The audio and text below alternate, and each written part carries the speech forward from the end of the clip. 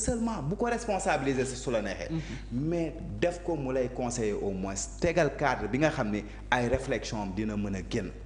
man loolu sama gëm-gëm la waruñu c'est des gens yoo xam ni dama gëm ni ay Ahmed Diallo y en a beaucoup. non Ahmed il est très bon. Akile y en a beaucoup c'est-à-dire musuma gëm ni c'est des gens yi nga xam ni waroon nañ bàyyi la coalition daf ma metti maintenant nag on est en politique te lii laa ci doon bañ au début te buñ demaatee aussi ñu bàyyi noonu di continuer les gens vont continuer à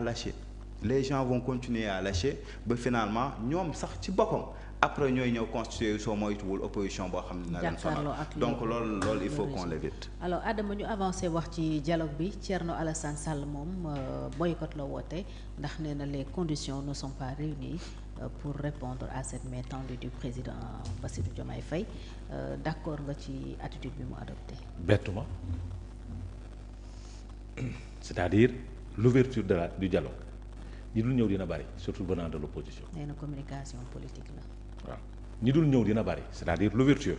du dialogue parce que la journée du 28 c'est juste l'ouverture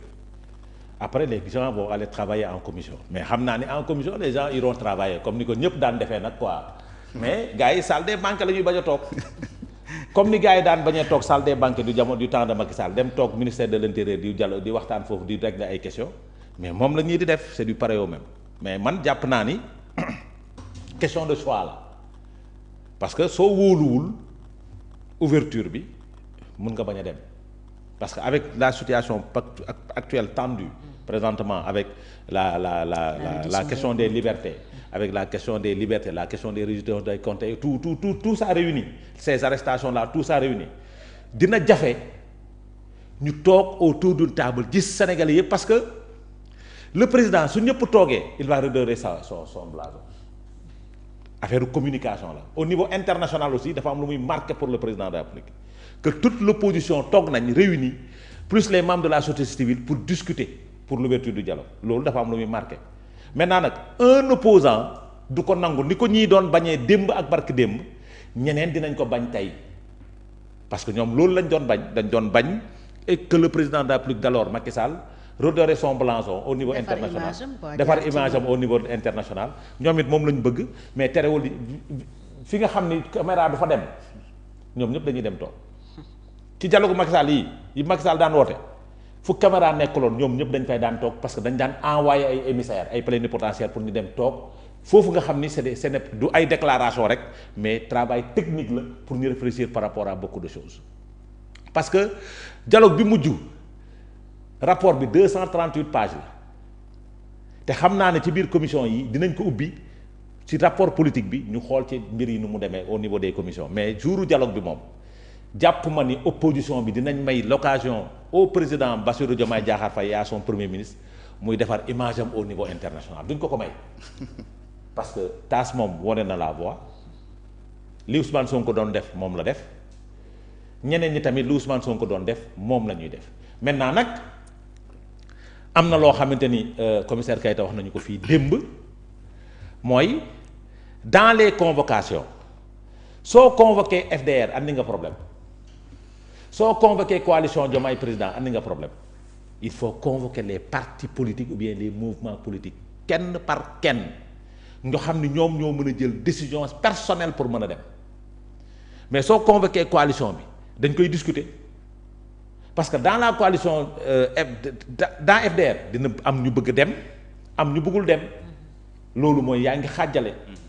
Diomaye soo convoqué kan mooy dem xanaa duñ def délégation te jàpp naa ni kii président de mouvement politique la war na mën a toog ci dialogue politique bi lancement bi ouverture bi est-ce que tu comprends war na mën a envoyer émissaire au niveau des commissions techniques pour ñu mën a liggéey mais donc dans la manière d'inviter dafay andi ay difficultés mais li ma xam daal mooy ku ñu fay sa bor nga mer c'est parce que li nga leble woon baaxul ñii opposition bi dinañ leen fay seen bor te taas Thierno il est cohérent musuloon dem ci dialogue bu Macky Sall parce que dafa am ay conditions yu mu doon teg pour dem ci dialogue conditions yooyu su ko gisul du dem ci dialogue nii conditions yooyu gisu ko moo tax mu ne du dem ci dialogue parce que c'est de la communication politique mooy li ma la doon wax dafa am pouvoir boo xamante ni dafa bëgg redorer son blason defar image am au niveau national et international parce que dialogue boobu adduna yépp dinañ gis ni dañ koy seetaan parce que c'est une première au-delà des assises et autres c'est une première parce que daaw convoqué wuñu dialogue parce que ci assise lañ nekkoon c'est une première pour le régime de Diomaye ak tension politique bi am nii je parle de tension politique bi am nii président boo gis bëgg nañu defar image am président boo gis nag bëgg na mu toog opposition bi yëpp toog membre société civile yëpp toog ñu waxtaane Sénégal bëgg na ko mais puisque dañ ko doon bañal ki leen précédé ñeneen dinañ leen ko bañal rek te loolu waruñu ko mën a bañ mais suñ demee ci commission technique yi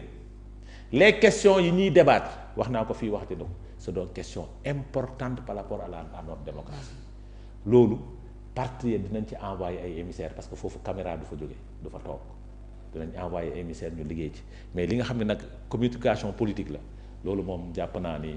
Thierno Alassane Sall ak beaucoup de partis de l'opposition duñ te dem comme moom mii ni mu daan lànk tëdd ne du dem ci dialogue Macky Sall du dialogue ak Macky Sall comme keneen ni mu daan lànkee tëdd ne duñ dialogue ak Macky Sall noonu la opposition bi taxawee ne dañuy lànk ne duñ dialogue ak Macky Sall parce que mënoo Bassirou Diomaye parce que mënoo dialogue ak nit mu lay persécuter mënoo dialogue ak nit mu taxaw assemblée di la xas mënoo dialogue ak nit ngay toog muy arrêté ay def ay arrestation nangam sangam mënoo dialogue ak nit ñu privé nit ñi seeni liberté loolu moom mënoo dialogue ak nit surtout que liberté bi dafa laal politique ak nangam sangam. Khalil justement est-ce que conditions yi réunir na pour opposition bi ñëw wuyu ci dialogue bi Thierno Alassane Sall loolu la teg ci table ji pour wax ne du dem ndax moment bi ñuy jàpp ay opposants di jàpp ay chroniqueurs ay simples citoyens parfois pour des délits d'opinion est-ce que méngoo na ak dialogue. il est dans la politique man loolu laa jàpp. Thierno Alassane. oui Thierno Alassane Sall. kon vous étiez dans la politique la dernière fois ba mag di war a dialogue. xam nga loo gis à chaque fois contexte bi dafay am solo te bu ñu fàttee li fi xewoon jamonoy Macky Sall bañ ne du ñu dem ci ay dialogue ba ku dem ci dialogue sax dañ lay mere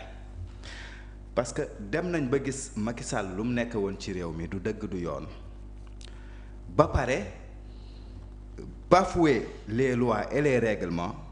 di jalgati droit constitution di jalgati droit yi nga xam ne nii constitution moo ko may askan bi ba pare ñëw ni da ngay woote dialogue bi nga xam ne nii yow sa intérêt bopp nga ci viser par exemple la loi d'amnistie ci lan la génnee ci seen dialogue boobu noonu. quelle loi d'amnistie? Alors que c'est une loi bi nga xam ne la majeure partie des Sénégalais la loi d'amnistie de 2024. non mais il a convoqué plusieurs dialogues il a convoqué plusieurs dialogues. non. voilà dama lay wax bàyyi ma rek bàyyi ma continuer.